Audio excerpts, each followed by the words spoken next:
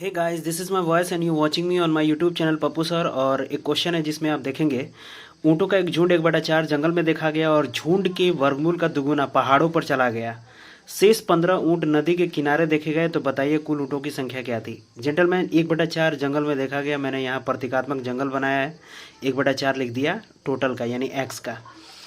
इसके बाद लिखा है कि झुंड के वर्गमूल का दुगुना पहाड़ों पर चला गया, मतलब कि पहाड़ मैंने प्रतीकात्मक रूप से ये बनाया है और झुंड में एक्स है, इसका अंडर रूट का दुगुना मतलब कि एक्स का रूट का दुगुना ये हुआ जो कि दर्शाया गया।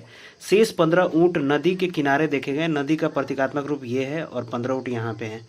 जेंटलमैन, सबसे पहला काम जो पहचानने का और क्वेश्चंस को सॉल्व स्टार्ट करने का जो तरीका है वो ये कि ऐसे क्वेश्चंस बहुत ही बड़े क्वाड्रेटिक इक्वेशंस को दावत देते हैं जिधर हमें नहीं जाना है। इसका एक की पॉइंट है, मैं आपको बता दे रहा हूँ। यहाँ पर इसने लिखा है वर्गमूल।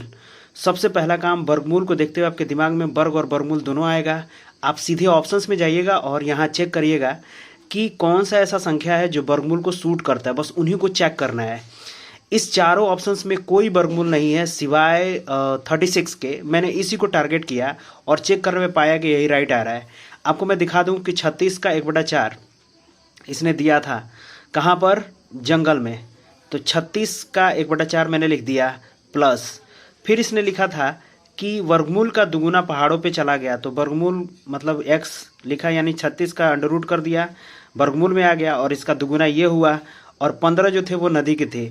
तो 36 का 1/4 आपको पहाड़ों पर जंगल में देखा गया और 36 का रूट का दुगुना यहाँ पर इसने बताया था कि पहाड़ों पे चला गया था और शेष 15 ऊँट नदी में थे। ये सभी को मैंने जोड़ करके एग्रीगेट किया तो पाया कि 36 जो है सेटिस्फाइड हो रहा है, यानी 36 दोनों तरफ प्रूफ हो जा रहा है। इसका मतलब यह है कि इस क्वेश्चन का राइट आंसर 36 है।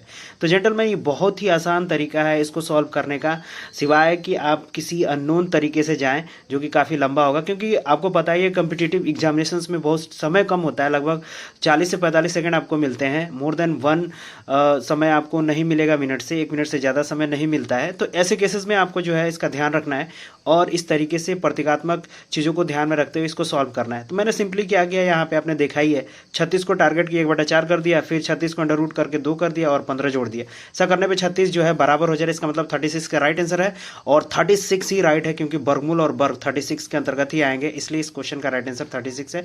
Thank you.